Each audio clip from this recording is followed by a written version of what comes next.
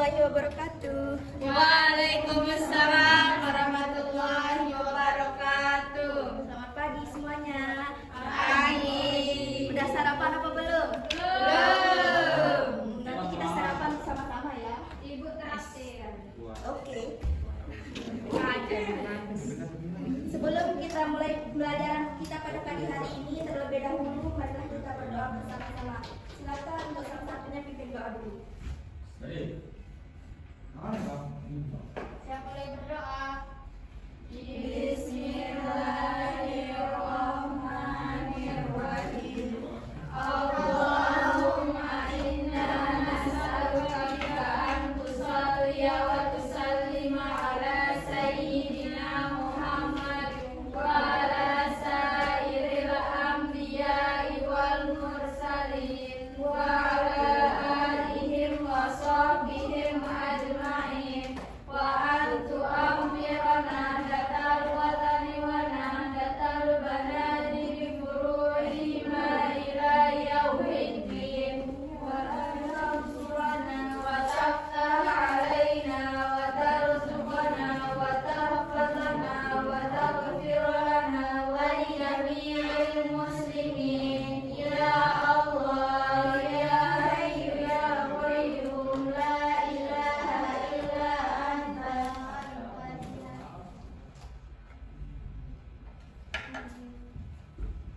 Baik, sebelum kita melanjutkan pembelajaran kita pada pagi hari ini, apakah ada yang masih ingat materi kita minggu lalu? Jadi minggu lalu itu kita kan sudah membahas tentang APBN.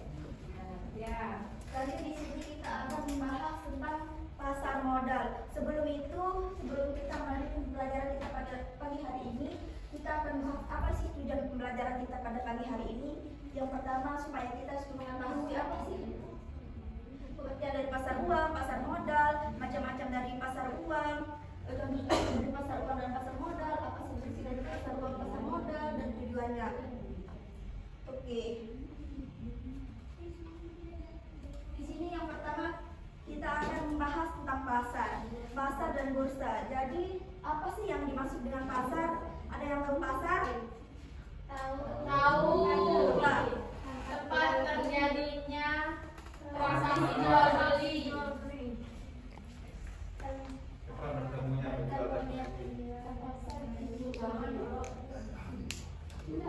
Jadi pasar itu transaksi jual beli, apa lagi? Tempat copet. Apa? Ada bilang Bu. Ada lagi? Preman. Sepuluh. Ya, intinya dari pasar itu adalah tempat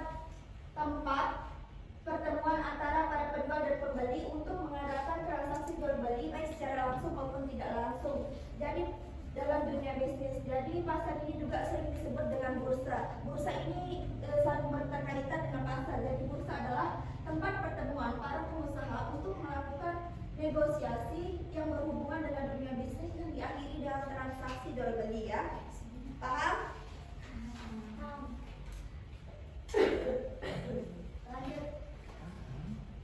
Di sini kan tadi kita sudah membahas apa itu pasar. Nah, sekarang kita akan melanjut ke pasar uang. Sebelum itu, apa sih itu pasar uang? Apakah pasar uang itu tempat membeli uang atau tempat mengumpulkan uang atau apa? Apa? Memperjualbelikan kayak surat berharga. Betul. Jadi pasar uang adalah pasar tempat diperjualbelikan dana-dana atau surat-surat berharga, yang mempunyai jangka waktu kurang dari sektor dana terjangka pendek.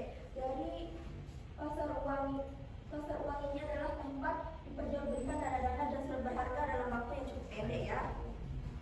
Kita akan lanjut ke macam-macam pasar uang. Di sini ada 5 macam pasar uang. Yang pertama, pasar uang antar bank. Yang dimana pasar uang antar bank ialah transaksi yang menyerahkan sejumlah kelebihan dana dari suatu bank ke bank lain, di mana bank yang menerima dana sedang mengalami kalah keliling. Artinya sedang mengalami kalah keliling ini adalah bank kekurangan dana untuk membayar nasabahnya. Jadi bank harus berusaha agar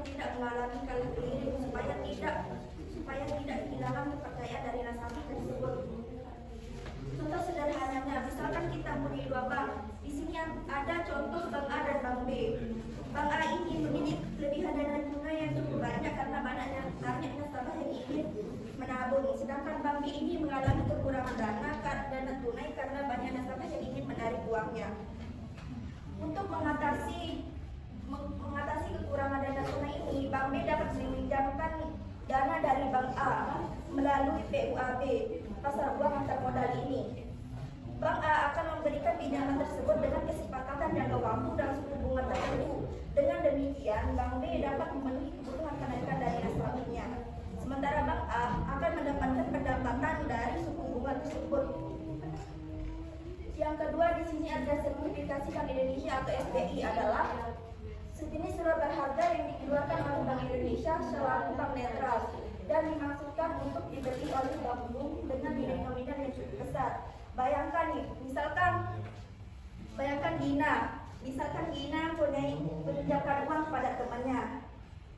Sebagai tanda surat bukti utang bahwa Gina meminjamkan uang pada temannya ini, Gina akan meminta sebuah tanda bukti atau surat tanda utang itu. Nah, SBI ini mirip seperti itu, mirip seperti surat utang. Jadi, tapi yang meminjamkan uang ini adalah tetap Bank Indonesia, tapi yang meminjamkan itu seperti bank atau perusahaan besar lainnya. Paham? Yang ketiga, di sini yang ketiga ada surat berharga dari pasar uang. Surat berharga pasar uang adalah surat berharga yang dikeluarkan oleh bank umum dan dibeli hanya oleh Bank Indonesia dengan nilai nominal yang cukup besar. Artinya apa? Misalkan kita punya uang lebih dan kita ingin menyimpannya di tempat yang aman dan menguntungkan. Tentu saja cara yang kita harus lakukan adalah dengan cara membeli SBBU, surat berharga pasar uang. Tadi apa? SBPU, surat berharga pasar uang. SBPU, apa itu SBPU? Ya, jadi SBPU ini adalah sama seperti surat bukti tanda utang yang dikeluarkan oleh bank itu sendiri.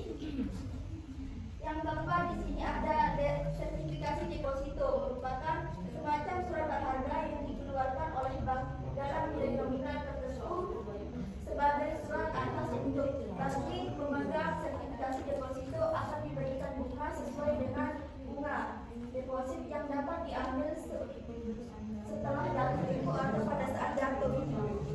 Mengapa sih kita perlu memilih sertifikasi deposito ini? Yang pertama, karena tentu saja lebih aman. Yang kedua, di sini bunganya lebih tinggi.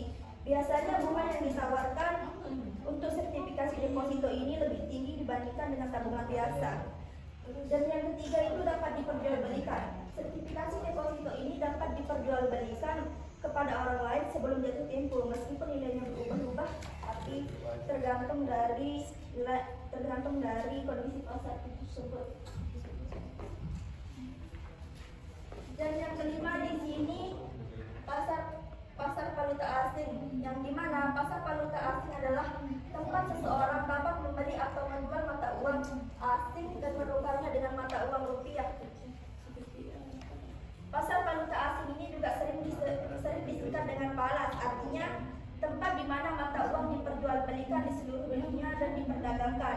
Bayangkan misalkan seperti pasar tradisional, tapi yang diperjualbelikan bukan buah atau sayuran, melainkan mata uang seperti dolar Amerika, yuan, euro, yen, dan lain sebagainya.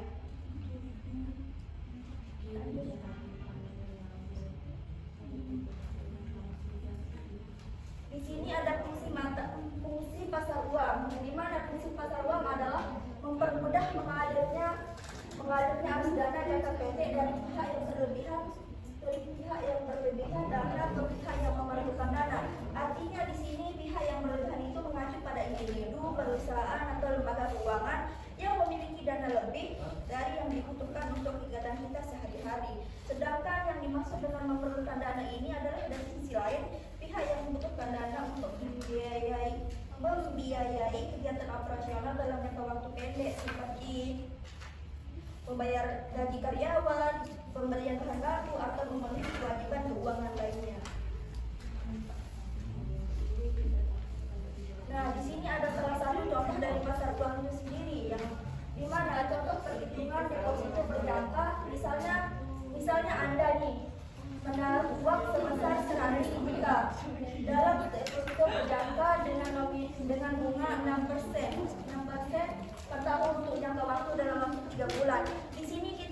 menggunakan 3 langkah untuk menyelesaikan contoh soal tersebut. Langkah yang pertama adalah menentukan bunga per bulan. Untuk mengetahui bunga di sini kan bunga per tahun.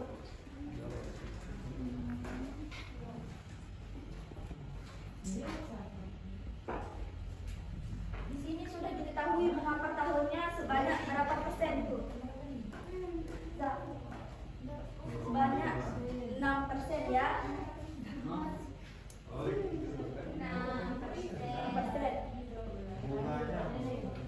Dan kita akan mencari bunga per bulan.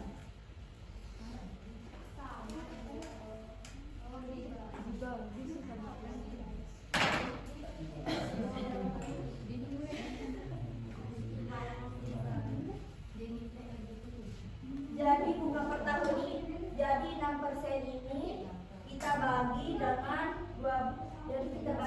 1 tahun. 1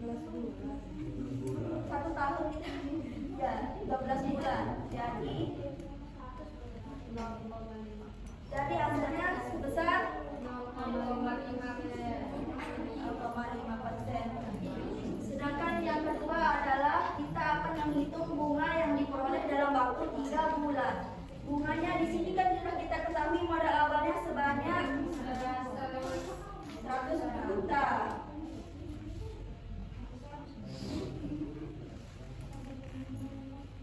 Dan kita kalikan dari hasil bunga per bulan tadi sebanyak 0,5%.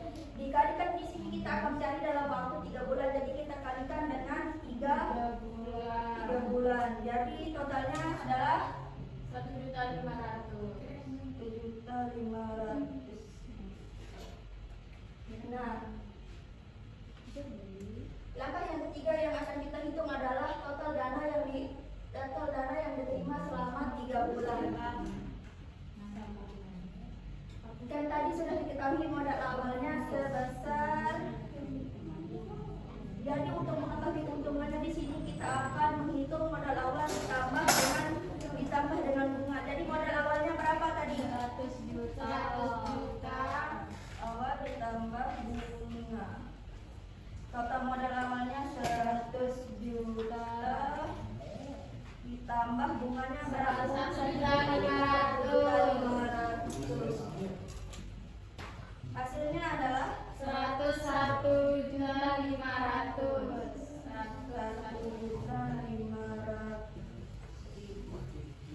Jadi keuntungan yang dapat diterima setelah 3 bulan adalah sebesar 101.500. Sampai sini apakah sudah paham dengan contoh dari pasar bank? Ya, paham.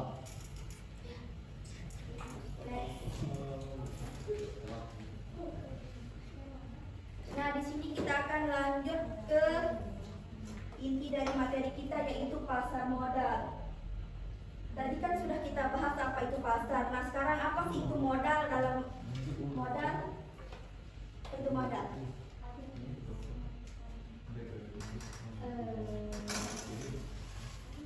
Dana yang dimiliki orang untuk Ya, benar.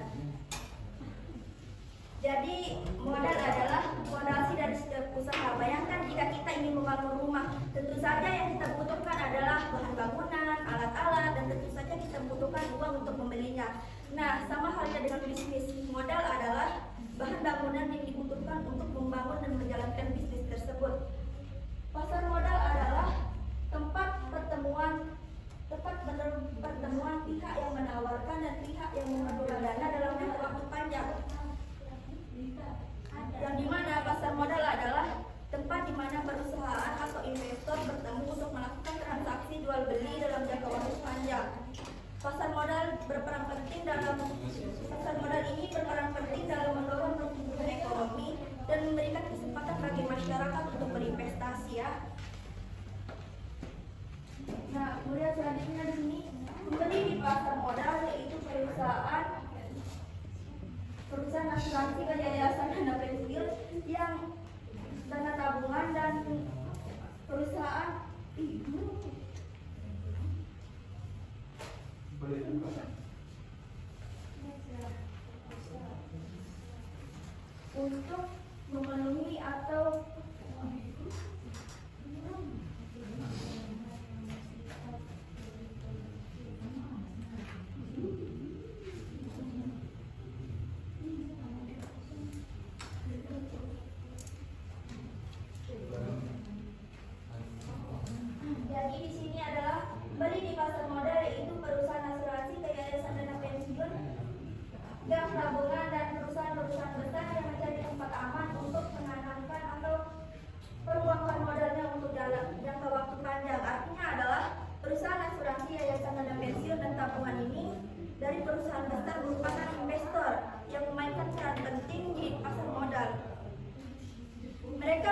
tempat yang aman dan menguntungkan untuk menanamkan modal dalam jangka waktu panjang. Pasar modal menawarkan berbagai pilihan investasi sesuai dengan kebutuhan dan profil resiko masing-masing dari investasi tersebut. Kemudian di sini penjual modal atau investor adalah mereka yang baik secara perseorangan maupun sebagai lembaga atau badan usaha yang menyisihkan kelebihan uangnya untuk usaha yang bersifat lebih produktif. Sedangkan pemberi modal adalah perusahaan yang menerima dana atau tambahan modal untuk diperluas usahanya. Artinya adalah investor sebagai pemilik modal mencari peluang untuk menanamkan dananya agar menghasilkan keuntungan. Sementara perusahaan akan membangunkan modalnya agar membutuhkan dana untuk mengembangkan bisnis tersebut. Pasar modal menjadi tempat bertemunya kedua belah pihak untuk melakukan transaksi, memfasilitasi aliran dana dari investor ke perusahaan yang membutuhkan. Nah, di sini kita akan lanjut ke lembaga pengelolaan dan pelaksanaan pasar modal di Indonesia. Yang pertama di sini ada Badan Pembina Pasar Modal, yang kedua Badan Pengawas Pasar Modal, yang ketiga ada di sini ada reksadana. Yang dimana Badan Pembina Pasar Modal ini adalah sebuah lembaga yang memiliki peran penting untuk mengatur dan mengawasi kegiatan yang terjadi di pasar modal tersebut. Bayangkan pasar modal ini sebagai perusahaan pasar yang sangat besar, di mana semua jenis investasi diperdagangkan.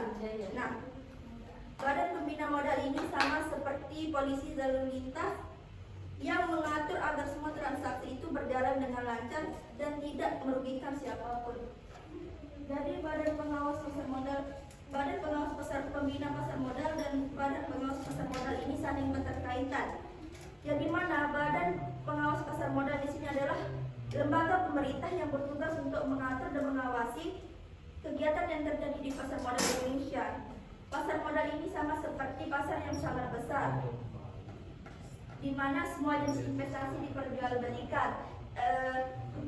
diperdagangkan seperti saham, obligasi, dan reksadana. Nah, bank atau Badan Pengawas Pasar Modal ini juga sama dengan polisi lalu lintas yang mengatur memastikan semua transaksi berjalan secara aman dan sesuai dengan aturan yang berlaku. Dan yang ketiga di sini yang terakhir ada reksadana. Reksadana ini bisa diibaratkan sebagai kotak harta bersama. Bayangkan misalkan Anggun mengumpulkan uang bersama Iza, Henny, dan Lydia untuk membeli berbagai macam mainan. Uang yang terkumpul itu kemudian dikelola oleh Iza, karena Iza yang paling mengerti tentang uang tersebut. Nah, Iza yang mengelola uang dan membeli mainan ini adalah sebagai manajer investasi, sementara Anggun, Henny, dan Lydia ini sebagai investor yang ikut serta dalam kotak harta bersama itu. Ngerti?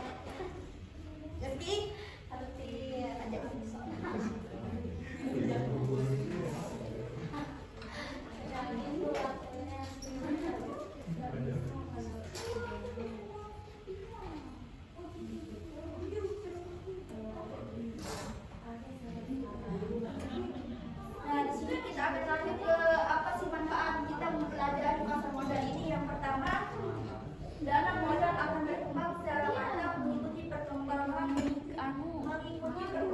situasi ekonomi. Maksudnya misalkan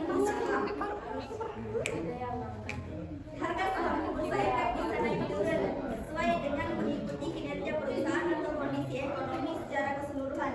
Jika ekonomi membaik, harga saham cenderung akan naik, sehingga nilai investasi seseorang dalam saham juga akan ikut naik.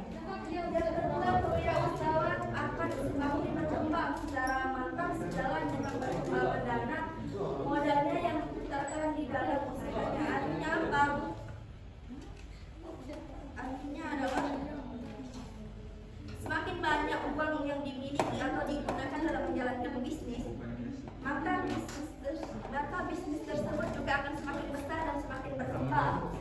Sedangkan yang ketiga di sini, pemodal yang bersangkutan dapat menarik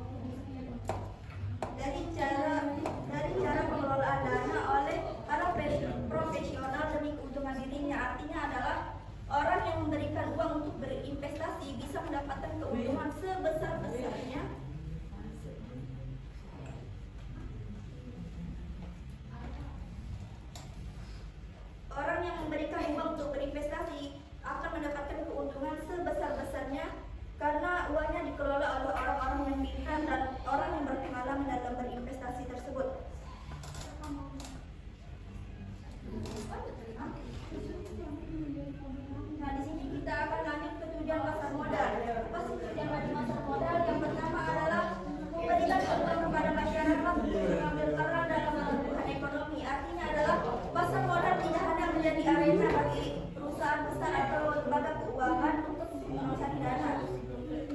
Pasar modal juga membuka pintu bagi masyarakat luar untuk ikut serta dalam pembangunan ekonomi ini. Contohnya di sini, salah satu cara yang paling umum adalah masyarakat dapat berpartisipasi dalam pasar modal ini seperti melalui investasi saham. Ketika seseorang membeli saham dalam suatu perusahaan, mereka secara tidak langsung akan menjadi pemilik sebagian kecil dari perusahaan tersebut. Sedangkan yang kedua adalah memberikan peluang atau kesempatan kepada masyarakat untuk menjadi bagian dari kepemilikan perusahaan. Artinya bahwa siapa saja tidak dari kalangan tertentu untuk menjadi pemilik sebagian kecil dari perusahaan tersebut. Ketika seseorang membeli saham, mereka otomatis akan menjadi pemilik saham atau pemegang saham, pemilik atau pemegang saham, pemilik sebagian kecil dari perusahaan tersebut. Meskipun kepemilikan ini mungkin sangat kecil, namun secara prinsip mereka memiliki hak yang sama gitu dengan pemegang saham lainnya.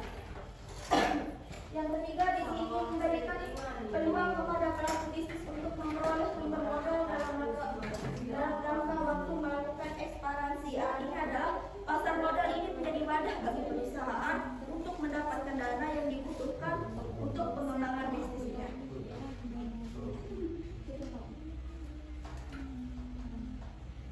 Yang terakhir di sini kita akan membahas apa sih fungsi dari pasar modal itu. Yang pertama sebagai sarana peningkatan pendapatan negara, artinya pemerintah dapat memberikan pelayanan yang lebih baik kepada masyarakat, mendorong pertumbuhan ekonomi dan menjaga stabilitas negara. Yang kedua di sini ada sebagai sarana pemerataan pendapatan, artinya upaya untuk menciptakan masyarakat yang lebih adil dan lebih sejahtera.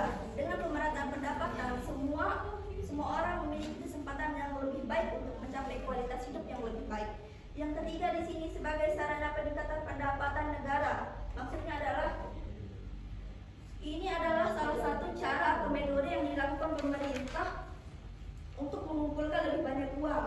Uang ini kemudian akan digunakan untuk program atau proyek. Uang ini digunakan untuk program atau proyek pemerintah seperti pembangunan jalan, membangun sekolah, atau membangun rumah sakit. Nah, contoh sederhana, bayangkan nih, misalkan negara ini sebagai rumah tangga. Untuk menjalankan rumah tangga tentu saja membutuhkan uang untuk membayar listrik, membeli makanan, memperbaiki rumah. Itu pula dengan negara untuk menjalankan pemerintah.